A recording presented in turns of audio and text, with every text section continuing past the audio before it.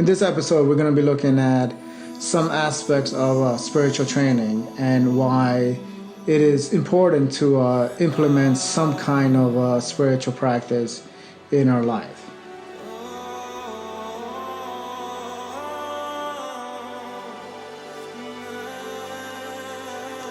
Now, the way that these higher worlds open up is by temporarily, blocking of external sensory perception. So, the things that we experience from the external world, all this sensory media that is designed to really captivate and enchant our attention, we need to block that away, i.e. technology, right? That's a prime sort of a factor in us not being able to achieve knowledge of higher worlds. Between birth and death, we experience three states of consciousness, generally speaking, right? There is the waking state, there is the sleeping state, and there is the dreaming state. So the way that we achieve knowledge of higher worlds is by developing a altered state of consciousness, what we can use the acronym ASC, that rests between the sleeping state and the waking state, right? During our waking state, external impressions, cue our inner mental images, which then, load a narrative, a story, into the theater of our mind, right?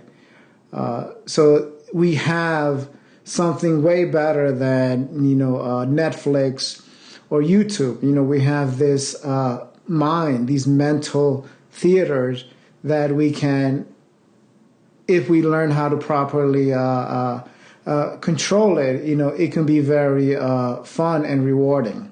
But if we are not acquainted with this inner technology, then what happens is we become possessed by it. But more, importantly, we become possessed by the people who we allow to enter into our imagination. So it is important to learn how to work with this, technology of the rational thinking part of the mind. So when sleeping, external sensory impressions are silenced, they're blocked out. But that doesn't mean that we just go into nothingness, right? Our soul, that's what we can call the deeper energy that lies between or in the depths of our inner being. We can call it the soul, right? And it transfers consciousness into a different sea, right? The sea of the unconscious. So insight into the higher worlds is developed through inducing a similar experience to sleep. This is what we call meditation. So calming our ordinary senses, does not lead us to become unconscious, right? What it does is that it opens the door for us to enter into another world, the inner world, the higher world. And, these worlds, they hide behind the veil of the outer world, behind the veil of external appearances. A great esoteric teacher once said, "Judge not by appearances." So this altered state of consciousness, this ASC, can be induced, developed through what is known as spiritual exercises or meditation. And all research in spiritual science or, spiritual knowledge is attained by the means of this method, right?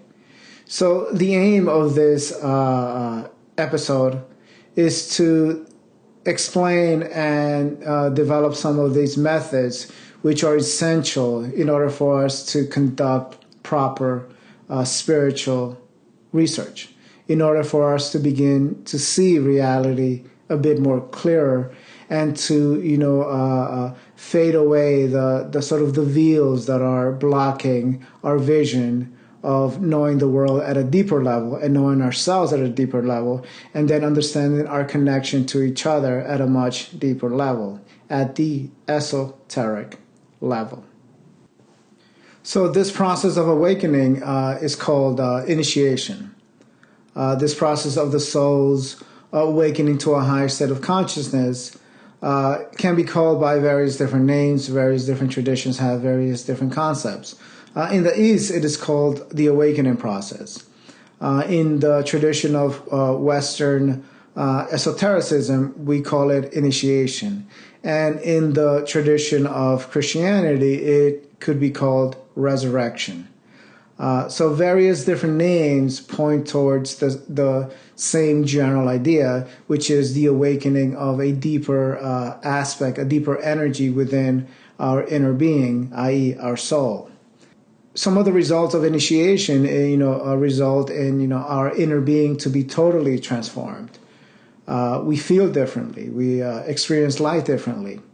You can say that the soul is enriched, that we gain a sense of strength and certainty, from these higher worlds that allows us to be more functionable and productive here in, we can say, the fallen world, in which, one of our prime missions is to help facilitate this awakening process for those who may be ready, i.e. to facilitate the initiation process.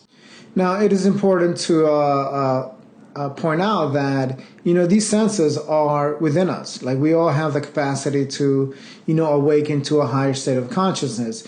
It's just that we need to put into practice some kind of a spiritual practice, some kind of a method or technique that will help us develop these higher senses. Something as like listening to music or reading some spiritual book could be enough for us to at least get started in becoming acquainted with this process. So it requires work, right? That's the main point here, is that it requires work. Now, there are a few cases where people have spontaneously awoken. The most famous case is that of Eckhart Tolle, a very popular spiritual teacher. Now, his story goes something like, he was at his lowest point in his life, sitting in a park bench, basically homeless. And all of a sudden, the light went on and he awoke. He didn't have to go through any spiritual school or any spiritual training. It just spontaneously happened. Now, that is a rare case, right? It doesn't happen like that for most of us. For most of us, it does require some kind of a training, some kind of a spiritual practice, some kind of a meditation, right? So even though such events of spontaneous self-initiation do occur, that shouldn't lead us to believe that we can just simply sit around and wait for this, very special moment in our life to just suddenly rise up, right? It requires training. It requires focus. Now, one advantage that we have in the 21st century is that of technology. We have YouTube, we have the internet, and we have, many digital sources that one can tune into that will help us tap into, this inner being, and it will help us develop it. But in the same token, there's also a lot of deception and manipulation out there that, one has to watch out for. So, the technology, the internet is a double-edged sword. There's a lot of good stuff that we can benefit from, but there's also a lot of danger. But the point is that we all have the capacity to awaken. It just needs a little bit of work. Although many people can awaken without the need of a teacher, as in the case of Eckhart Tolle, it is difficult for, any one of us to figure this stuff on our own. There have been many who have awoken to this higher state of consciousness, and part of their mission or purpose is to try to facilitate this process for others. So they set themselves up as instructors or teachers. And the first, format in which they try to get these ideas across is by writing books. So anyone that has the capacity to write a 300-page book that is well articulated, well formatted, gives them at least the credential that they are at least able to think critically and explain ideas in a less sophisticated manner, right?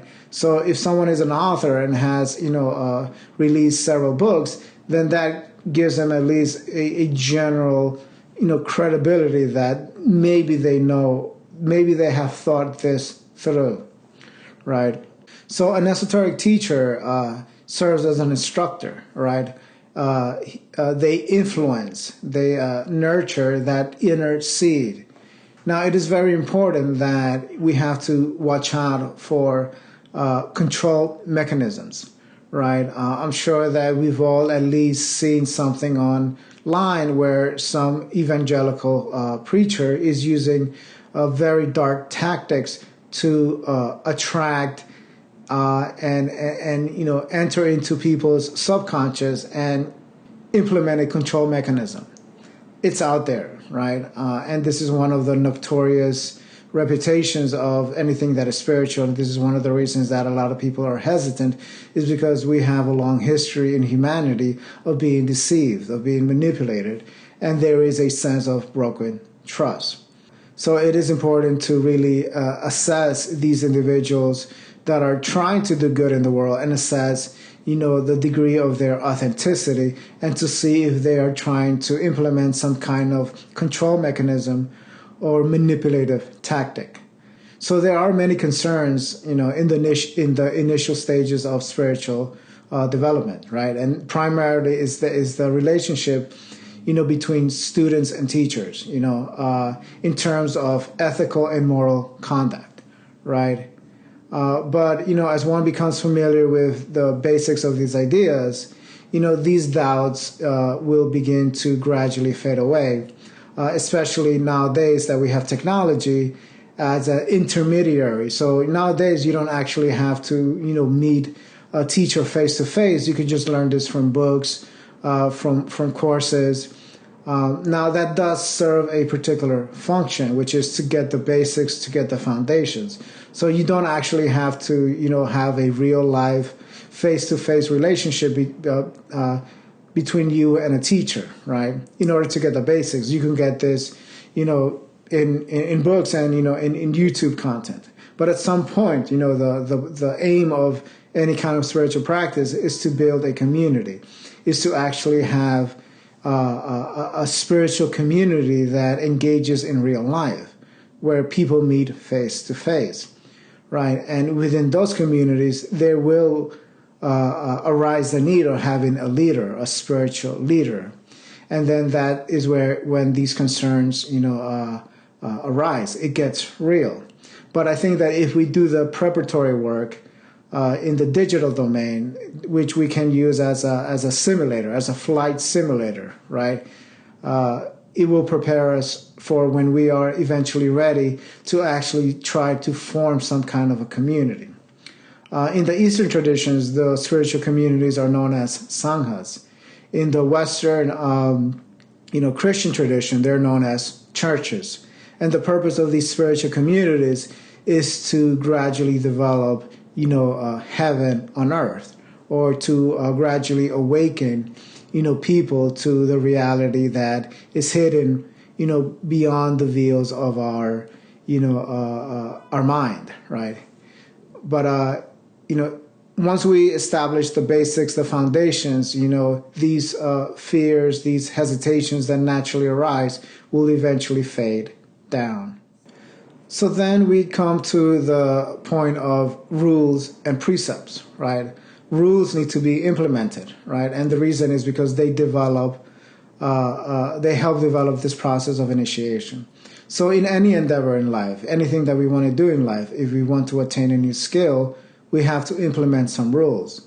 So if you are studying for an exam, if you are, let's say, going to law school, you need to implement some rules that you need to study for a certain amount of hours every single day. And you need to implement some rules that, you should stay away from distractions and entertainment because you're trying to get your law degree, right? So rules are important, right? And it is so the case in spiritual communities, right? Rules need to be established and explained, right? But not follow blindly, right? So if a spiritual community presents a certain rule, basic rule, then it cannot just be followed blindly. There needs to be some kind of explanation that members of the community, the members of the congregation can follow and says, yeah, that makes sense, right? These rules are there to help us in the transformation process. Now, not everyone is going to be interested in, initiation, right? The spiritual impulse arises at different stages and at different stages of people's lives, which is why not everyone in the street is going to be ready for it. I often see in my neighborhood, when I go take the bus, I see some of the Mormons, trying to bring people into their churches. And, 9 times out of 10, they get rejected. People have an instant impulsive reaction to anyone that comes in with anything spiritual. So, the majority of people are not ready, right? Many people will initially reject the spiritual training because they're not yet mature enough, right? But the spiritual impulse will eventually arise at different stages at a different age in people's lives.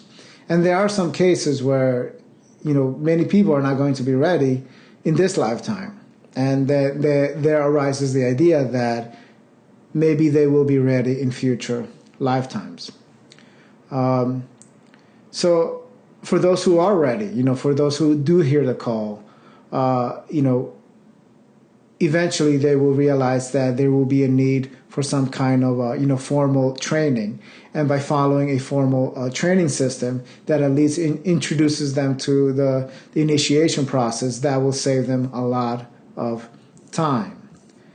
So, not everyone's going to be ready, right? But for those who are ready, for those who do hear the call, there are many, many genres to choose from, many systems. It doesn't just have to be, within, like, let's say, a Christian genre. It could also be a Buddhist genre, right? In my presentations, I always try, although it is centered in esoteric Christianity, I also like to point out some of the insights from Buddhism that are very, very helpful. Just to at least offer 2 different perspectives. If Western Christian ideas may be a little bit, aversive, then maybe the Buddhist ideas will be a bit more compelling. But more often than not, once you understand the Buddhist ideas, it will help us understand Western Christianity or Christianity in general. Now, the last point is that, as we engage into this initiation system, the deeper you go into it, the higher standards you're going to have. A higher standard of moral conduct and ethical and ethics, right? Rudolf Steiner, famously says that, for every step that we take into the spiritual world, we have to take 3 steps into our moral and ethical conduct in the world. And this is in effect in our personal sort of private life, and also for those who are members of a spiritual community. Ethics and morality is very important. Like, once we establish compassion, empathy, understanding, and the basics, then, that needs to be developed, 3 times as the sort of spiritual practice of getting deeper insight, right? So it's not just a matter of like, let's go in and awaken and then come back to this world, because if we're not ethical, if we're not moral, we're going to abuse that knowledge. And any initiation system that it is offered begins with compassion, empathy, understanding, just being a good person, and really developing that and cultivating that. And then from the basis of that, one can then develop the higher, the higher spiritual senses, which, increase the more that you do it. So having a strong moral and ethical standard is important in this development. So in conclusion, in this episode, we looked at some of the general aspects of spiritual training and why it is important for us to engage in some kind of a spiritual practice. Eventually, all of us will eventually start exploring these ideas, and eventually we will be called to explore these kinds of ideas. This impulse, this spiritual impulse, arises at different stages and at different times. And one of the things that we do in the spiritual communities, for those who are initiated, is to offer a way in and kind of just put it out there, either in book format or in video format, so that for those who do come across this, at least can get the basic foundations and the basic essence of this kind of a path. And hopefully that is what I am trying to do in these series of videos, or in this project of building Esoteric Nation, which is to introduce but to hopefully initiate a few people into this world that is just waiting there to be explored.